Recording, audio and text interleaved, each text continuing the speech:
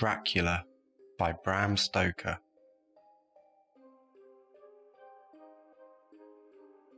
Chapter 1. Jonathan Harker's Journal. 3rd of May, Bistritz.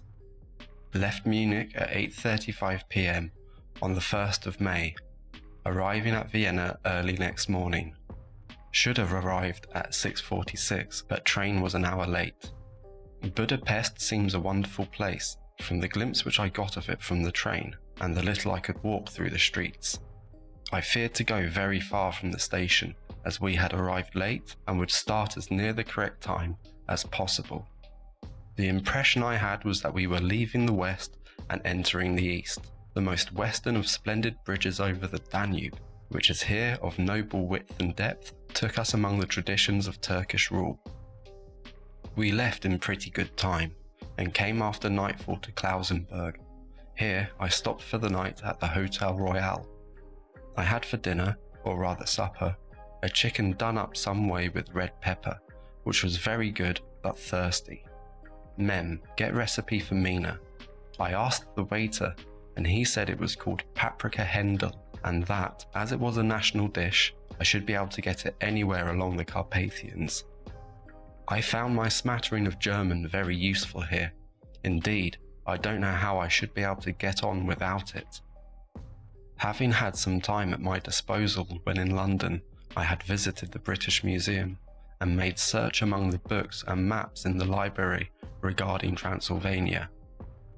It had struck me that some foreknowledge of the country could hardly fail to have some importance in dealing with a nobleman of that country. I find that the district he named is in the extreme east of the country, just on the borders of 3 states, Transylvania, Moldavia and Bukovina, in the midst of the Carpathian Mountains, one of the wildest and least known portions of Europe. I was not able to light on any map or work giving the exact locality of the castle Dracula, as there are no maps of this country as yet to compare with our own Ordnance Survey maps. But I found that Bistritz, the post town named by Count Dracula, is a fairly well-known place. I shall enter here some of my notes, as they may refresh my memory when I talk over my travels with Mina. In the population of Transylvania, there are 4 distinct nationalities: Saxons in the south, and mixed with them the Wallachs, who are the descendants of the Dacians, Magyars in the west, and Zickerles in the east and north. I am going among the latter, who claim to be descended from Attila and the Huns. This may be so, for when the Magyars conquered the country in the 11th century, they found the Huns settled in it. I read that every known superstition in the world is gathered into the horseshoe of the Carpathians, as if it were the centre of some sort of imaginative whirlpool. If so, my stay may be very interesting. Mem, I must ask the Count all about them. How's it going, everyone? So in this video, just in time for Halloween, we're going to take a look at the first page and a half of Dracula. This novel, written by Bram Stoker and first published in 1897, wasn't the first literary piece about vampires, but it is undoubtedly the most famous. With numerous adaptations of the work, and its character, Count Dracula, is probably the first person we think of when we hear the word vampire. So let me know in the comments if there are any words or phrases or bits of grammar that I missed that you don't know, and if there are any stories that you'd like me to take a look at in the future. So you've just heard the reading, so let's take a look at the analysis of it. To summarize these 2 pages, we are reading a journal entry of the character Jonathan Harker, where he details his journey so far to Castle Dracula in the Romanian province of Transylvania, where he is due to stay. His reason for travelling is unknown to the reader at this point, but as a little spoiler, Harker is a solicitor who is travelling to meet Count Dracula in order to help the Count buy a house in London. So far, Harker has given some details of his travelling, including points on his journey, information about the food he's eaten, and some notes about the ethnic makeup of Transylvania. Okay, let's check out the first paragraph. In the first sentence, we can see Stoker has used a style of writing known as conversational deletion. This basically means he's left out the subject pronouns because it's understood from the context that he is the subject. We use this kind of ellipsis, or removing words that are understood from the context, a lot in informal writing such as diaries, postcards, and little quick messages. You know, like the typical postcard sentence, "having a wonderful time," or "wish you were here." Another thing he does is drop a couple of articles. While this doesn't come under conversational deletion exactly, it's still a type of ellipsis, and it's often done while taking notes for the sake of brevity, i.e. writing quickly. Both kinds of ellipsis help to reinforce the impression that this is a journal, although it seems that once the impression has been made, Stoker uses normal, full sentences for the rest of the entry. As a little side note, the story of Dracula is known as an epistolary novel, which originally meant a story told through letters, but its meaning has been extended to include stories told through other kinds of documents, like newspaper articles and, as we can see here, with diary entries. Anyway, moving on.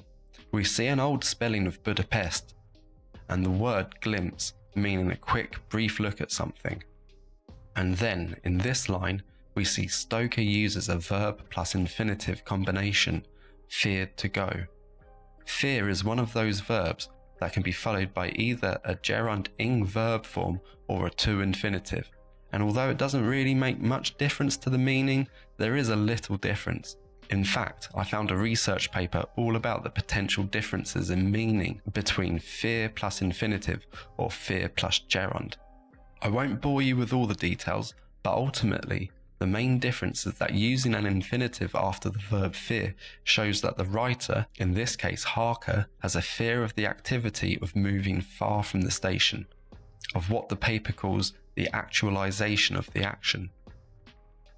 Whereas if Harker had used a gerund, it would indicate he feels a negative emotion, i.e. fear, towards the idea of going far from the station. In any case, it's a subtle difference, so let's move on before you fall asleep. In the next paragraph, Stoker, via Harker, uses a semicolon to join two independent clauses that have a relation to one another in meaning. The second independent clause is interrupted by a non-defining relative clause containing extra information about the bridge. Two adjectives draw my attention. The first, splendid, is one of those English adjectives that got used a lot in British English in the past. Not so much nowadays, though perhaps more with older people than young. It means magnificent or very impressive. The second, noble, has various meanings. It can mean a member of the aristocracy and to have fine moral principles. Here, it means to have an imposing or great size or appearance. Let's go to the next paragraph. Here, there's no grammar I want to discuss, but a few pieces of vocabulary. Firstly, the adverb pretty, meaning to a moderately high degree, sort of like quite. I'm a little surprised to see it here, as I thought it was a relatively modern use of the word. Nightfall means the beginning of night, or dusk. And we hear a description of chicken done up with red pepper. Here, I was a little uncertain what exactly Stoker is getting at, as the phrasal verb has several meanings. It could mean that the chicken was decorated with red pepper, or that it was tied up in red pepper. It's given a name, paprika hendel, which I've discovered is another name for chicken paprikash, and it looks like this. So I guess the phrasal verb's meaning is more likely decorated with red pepper. Either way, Harker thought it was good. In this paragraph, we also see notes written in parentheses with the abbreviation mem. I'm guessing this means memorandum, which means a note for future use. In this case, to give his fiancée, Mina, the recipe for chicken hendel.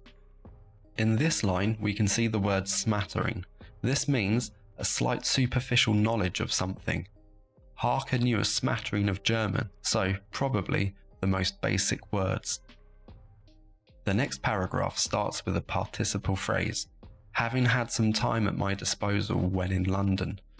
When we see a participle phrase at the start of a sentence, It can mean a number of things relating to the timing, reason, condition, or concession of actions in the main clause. With a perfect participle phrase, it gives us a reason or cause for an action in the main clause. So it's a more literary way of saying, because I had some time at my disposal when in London. In this participle phrase, we also see the return of ellipsis with Harker or Stoker. Hang on, do I say Stoker because he wrote the novel, or do I say Harker because this is his journal entry? Do you know what I mean? Anyway, it is written when in London instead of the full phrase when I was in London. Further along the first sentence, we see the writer uses the phrase and made search among the books. This is a rather old-fashioned way of saying searched among the books. We wouldn't say this phrase anymore. And down the paragraph, a couple of words I want to point out. Struck, which when used in this context means that some idea has come into our minds unexpectedly, and the word foreknowledge. This basically means the awareness of something before it happens. Lastly, throughout this paragraph, we see a repeated use of the past perfect. Normally, we find a past simple or past continuous phrase as a point from which the past perfect action happens before. But here we don't find one, at least not in this paragraph. What we could say though is from the context of Harker arriving in Transylvania that these actions took place before Harker arrived there. Okay, so let's jump over this paragraph and take a look at this one. In this sentence, Stoker, in the words of Harker, uses the phrasal verb to light on. This means to find something or for something to happen by chance. It's not used too much nowadays, but it's still possible to find it every now and again. We also have the word locality. This actually just refers to some kind of inhabited place, like a town or village. At the end of this sentence, we see a reference to Ordnance Survey maps. As a little cultural context, the Ordnance Survey is the organisation in the UK that's responsible for mapping the country. They still very much exist and produce maps every year, so there you go. We're almost finished. Harker describes the different groups of people that inhabit Transylvania. My apologies to anyone who identifies with these groups if I've mispronounced their names. There is one phrase here that I want to draw attention to. After Harker describes where in the province the different groups live, the Saxons and Wallachs in the south, the Magyars in the west, and the Zickerlees in the east and north, he starts the next sentence with the clause, I am going among the latter. The word latter here refers to the last people he mentioned in the list of peoples. In formal communication, we often hear the words former and latter to refer to the first or last things mentioned in a list. For example, I looked at 2 properties this week.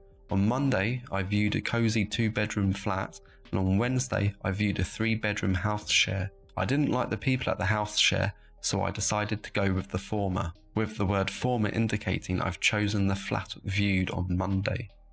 On the other hand, I could have said, the 2-bedroom flat needs quite a bit of work, so I've decided to go with the latter, and this would indicate I chose the 3-bedroom house share. Right folks, the final paragraph now. There's not much in terms of grammar that I want to point out, but there are a few pieces of vocab that I think might need elaborating on. So superstition refers to beliefs in supernatural beings or supernatural concepts, like actions that bring luck to an individual. I think this is quite a well-known word, and every culture has its own traditions that could be described as superstitious. I won't dwell on this word for too long, but the next part of the sentence, the horseshoe of the Carpathians, I'd like to discuss. So, a horseshoe is one of those metal things that goes on a horse's foot to protect it.